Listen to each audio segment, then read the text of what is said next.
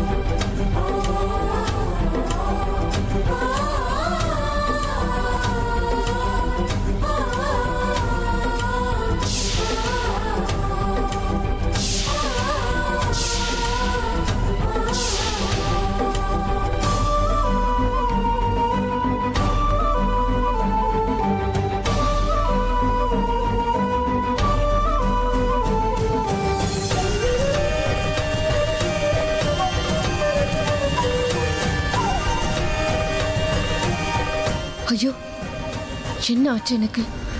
என்ன காரியம் பண்ணிட்டு இருக்கேனா? நான் எதுக்காக இங்க நின்று அர்ஜுனை இப்படி கவனிச்சுக்கிட்டு இருக்கேன்? இது தப்பு இல்லையா?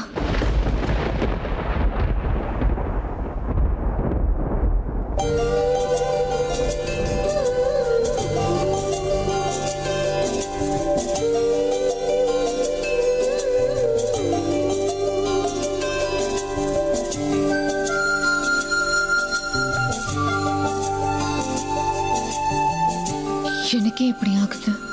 மனுஷங்களோட உலகத்து மேல ஆசை, மோகம், எதிர்பார்ப்புகள் எனக்குள்ள வரத்துக்கு வாய்ப்பே கிடையாது.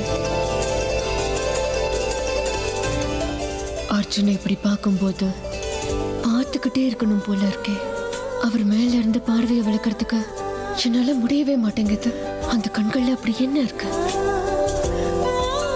ஒருவேளை அர்ஜுன் மனுஷனே கிடையாதா? அர்ஜுன் உண்மையிலேயே சாதாரண மனுஷன் தானா?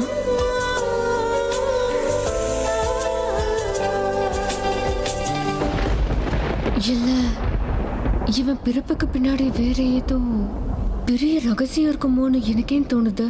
அப்படியே இவன் சாதாரண மனுஷனை வச்சுக்கிட்டா கூட ஒரு சாதாரண மனுஷன் மேல எனக்கு விசித்திரமான ஈர்ப்பு எதுக்காக ஏற்படுது? எங்க அர்ஜுன்?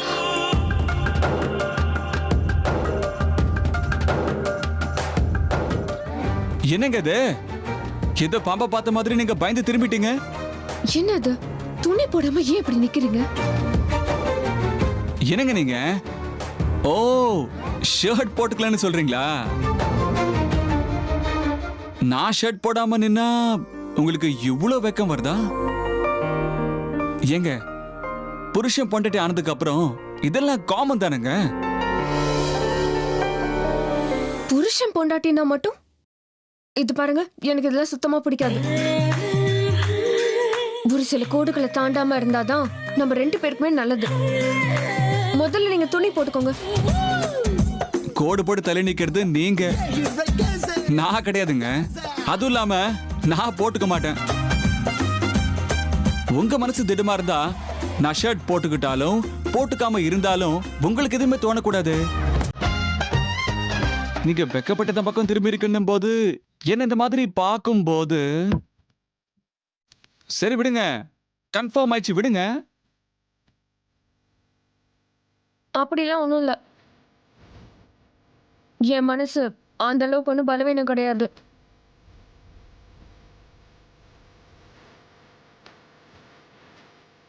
இது பாருங்க, இந்த மாதிரி எல்லாம் வெறுப்பேத்துறது நல்லா இல்லை அர்ஜுன். அப்புறம் நான் வீட்ல எல்லார்கிட்டயும் சொல்லிடுவேன். போய் சொல்லுங்க. அது சரி, என்னன்னு சொல்லுவீங்க? எப்படி சொல்லுவீங்க? எப்படி சொல்லுவீங்கன்னு ஒரு வாட்டி சொல்லி காட்டுங்க பாப்போம். இப்போ என்ன, ஷர்ட் போடுவீங்களா மாட்டீங்களா? நான் போட்டுக்கலாம், ஆனா ஒரு கண்டிஷன். நீங்களே உங்க கையால எனக்கு ஷர்ட் போட்டு விடணும்.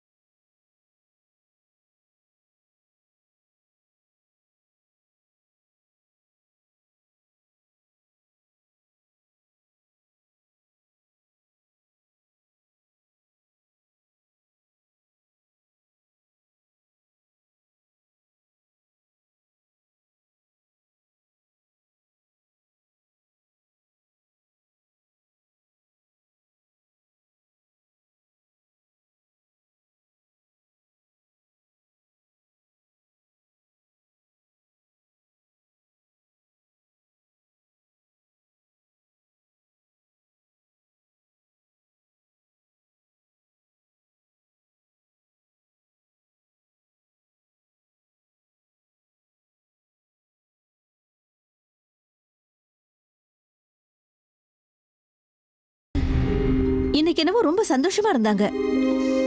அத்தை இப்பெல்லாம் ரொம்ப மாறிட்டாங்க தெரியுமா? அப்படியா? நல்ல விஷயம் தானே. அநேகமா ருத்ரா செத்து போன வருத்தத்துல இருந்து இப்பதான் கொஞ்சம் கொஞ்சமா வெளியில வராங்கன்னு தோணுது. இருந்தாலும் அத்தை நிறைய மாறி இருக்கிறது உங்களுக்கு தெரியல? அதுவும் ராத்திரியோட ராத்திரியா திடுதிப்புனுங்க. எப்படிங்க இப்படி திடீர்னு மாறினாங்க? என்னன்னு தெரியல. அம்மா மாறிட்டாங்களா? அப்படிலாம் ஒண்ணும் இல்லையே. இல்ல, எதை வச்சு அம்மா மாறிட்டாங்கங்கிற? வேணும்னா நீ என்ன பார்த்து சொல்லு, நான் மாறி இருக்கேன், ஒத்துக்கிறேன். நேத்து ராத்திரி ஒரு நிமிஷம் உங்ககிட்ட எப்படி நடந்துகிட்ட பார்த்தல? இல்லங்க, அத்தை நிஜமாவே மாறிட்டாங்க. நான் அதை பார்த்துக்கிட்டு இருக்கேனே. இல்ல ஹேமா, நம்ம குடும்பத்துல இருக்கிற ஒவ்வொருத்தரையும் சாகடிக்கணும்னு நினைச்சிட்டு இருக்கிற அந்த நாகராணியோட ரத்தத்தை பூமாதேவிக்கு சமர்ப்பிக்கிறேன்னு சொன்ன நான் மாறிட்டேன்னு கூட சொல்லு, நான் ஒத்துக்கிறேன். ஆனா அம்மா அவங்களாச்சு, பசங்களாச்சு, பேர பசங்களாச்சுன்னு நிம்மதியா தானே இருக்காங்க. அவங்க கிட்ட அப்படி என்ன பெரிய மாற்றம் இருக்க போகுது? இங்க பாருங்க, நாகராணி கோவம், வெறுப்பு, பழி இதையெல்லாம் சொல்லி திரும்பவும் என்ன பயமுறுத்தாதீங்க. நீங்க பயப்படுறதால என்ன ஆக போகுது ஹேமா? இத்தனை நாளா அவளை பார்த்து நம்ம பயந்துகிட்டு இருந்தோம். இனிமே நம்மளை பார்த்து பயப்பட போறது அந்த நாகராணி தான்.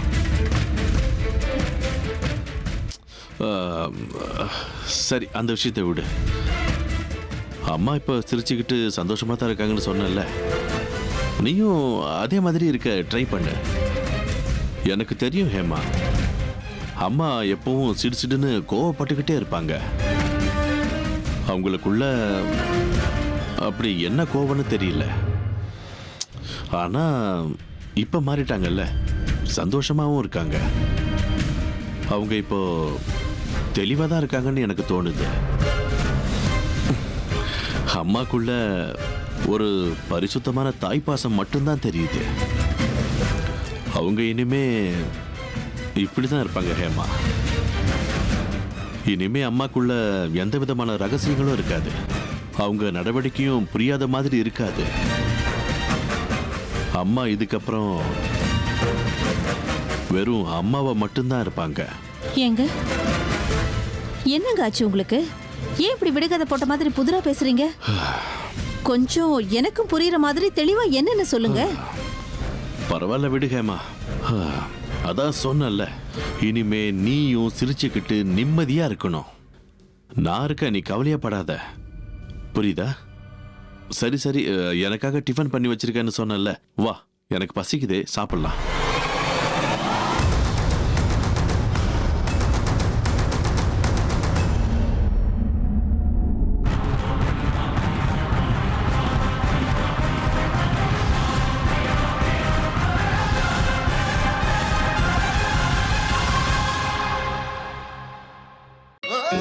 ஏங்க திரும்பி நிக்கிறீங்க? நான் ஷர்ட் போட்டு விடுங்கன்னு சொன்னேன், கழட்டுங்கன்னு சொல்லலையே. சரி விடுங்க. ஷர்ட் போட்டு விட மாட்டீங்களா? விடுங்க. இப்படி வெயில காஞ்சு கரோட ஆயிட்டு போறேன். நீங்களும் இப்படியே நில்லுங்க. அம்மாவோ அண்ணியோ பாட்டியோ யாரோ ஒருத்தர் வந்து பாப்பாங்க. அப்புறம் நடந்த எல்லாத்தையும் கம்ப்ளீட்டா எக்ஸ்பிளைன் பண்ண வேண்டிய பொறுப்பு உங்களோட தாங்க, என்னோடது கிடையாது. வேண்டாம் வேண்டாம், நான் போட்டு விட்டுடுறேன்.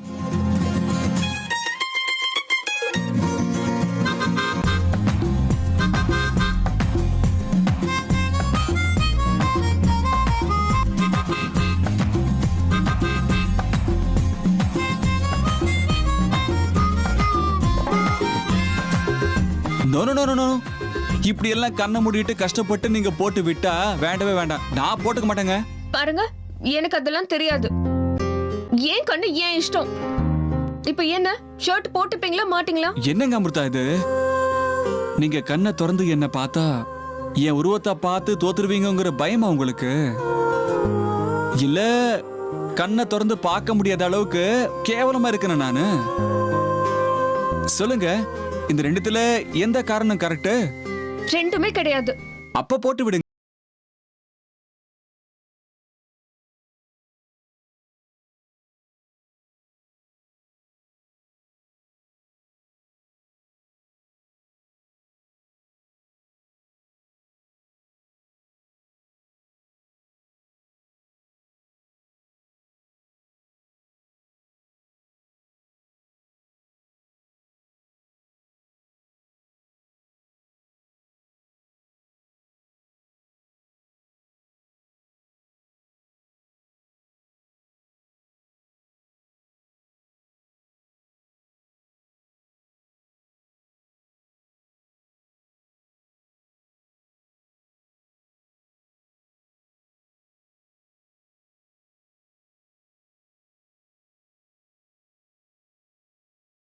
போட்டு விடு, ஷர்ட் போட்டு விடுன்னு கம்பல் பண்ணீங்க.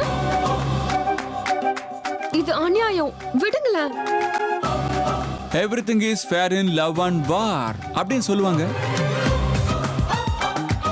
இந்த மாதிரி ஸ்வீட் ஏமாத்திர வேலைகள் செஞ்சுக்கிட்டு இருந்தா புருஷன் பொண்டாட்டிக்கு நடுவுல அன்பு அதிகமாகுமா? இது பாருங்க, இப்படி எல்லாம் பண்ணிட்டு இருந்தீங்கன்னா நான் ஷர்ட் போட்டு விட மாட்டேன். நீங்களே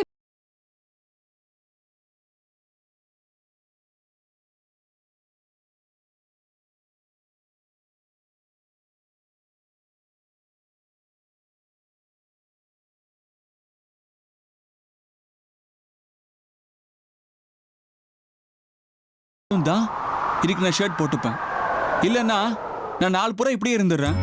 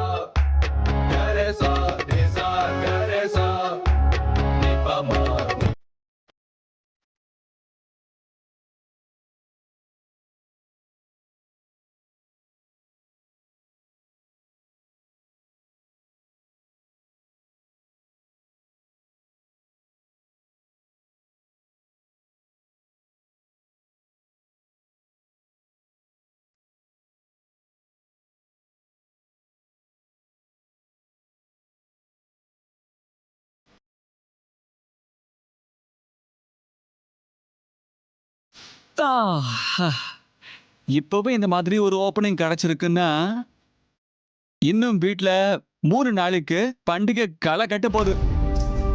பண்டிகையா? என்ன பண்டிகை? என்னங்க இது?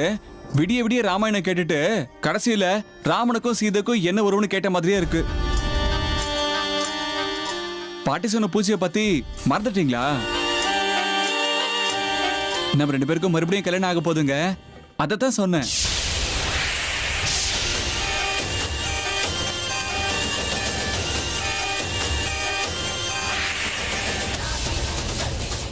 என்ன மறுபடியும் உங்க 2 பேருக்கும் கல்யாணமா? என்ன நடக்குது இந்த வீட்ல? என்னாச்சு உனக்கு?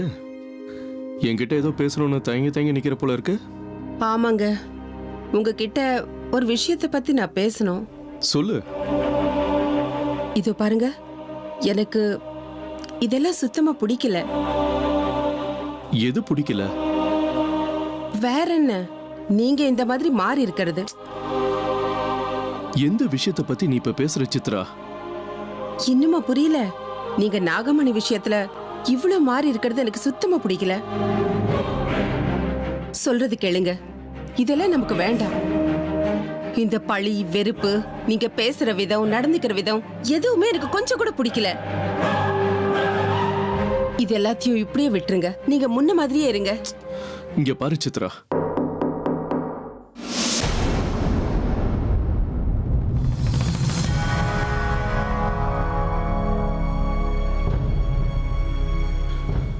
சரிம்மா, நீ சொன்ன மாதிரியே நானும் உன் புருஷனும் இந்த கோபம், பழி இது எல்லாத்தையும் விட்டுட்டு முன்ன மாதிரியே இருக்கும்.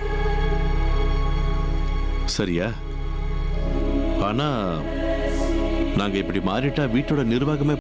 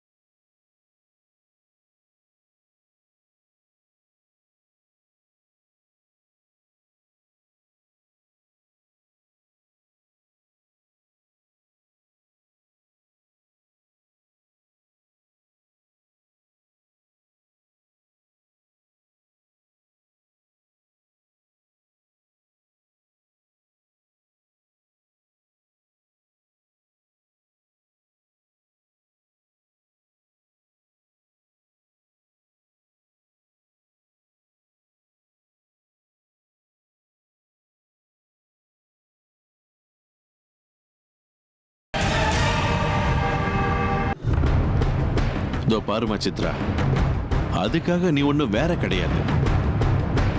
நீயும் இந்த குடும்பத்தை சேர்ந்தவ தான்.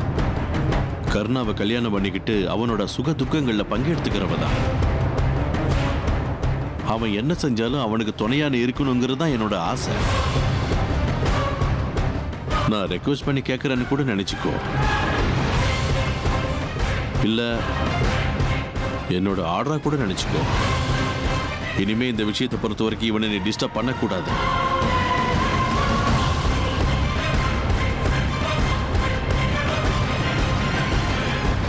கர்ணா, அப்பா கிளம்பலாமா? சரிப்பா.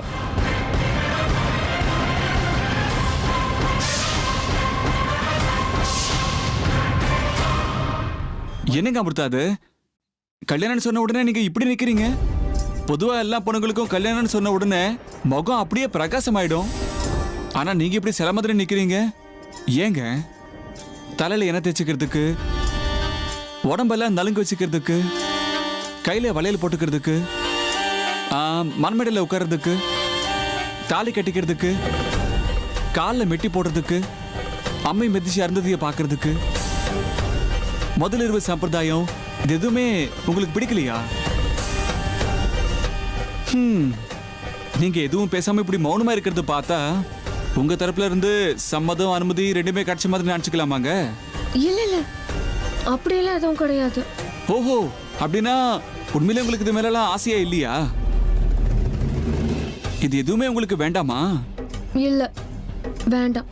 அப்படின்னா நானும் வேண்டாமா உங்களுக்கு? அப்ப சரிங்க, ஒரே ஒரு வார்த்தை நான் வேண்டான்னு சொல்லிடுங்க. நஷ்டம் உங்களுக்கு தான், எனக்கு இல்ல. நீங்க வேண்டான்னு சொன்ன உடனே என்ன அப்படியே அபகரிச்சுக்கு போக 100 பேர் காத்துட்டு இருக்காங்க தெரியுமா? ஓஹோ, கதை அப்படி போகுதோ? பின்ன என்னங்க அமிர்தா, வைரம் ஒண்ணே ஒண்ணு இருந்தாலும் அதை திருடுறதுக்காக 1008 திருடங்க திட்டம் போடுவாங்க. நான் தங்கத்துல இருக்கிற வைரங்க, அதுவும் 24 கேரட் கோல்டு. என்ன ஜாக்கிரதையா நீங்க தான் பாத்துக்கணும். அப்புறம் யாராவது திட்டம் போட்டு என்ன திருடிட்டு போனதுக்கு அப்புறம் நீங்க அழுது ஆர்ப்பாட்டம் பண்ணா பிரயோஜனமா இல்ல. பட்டா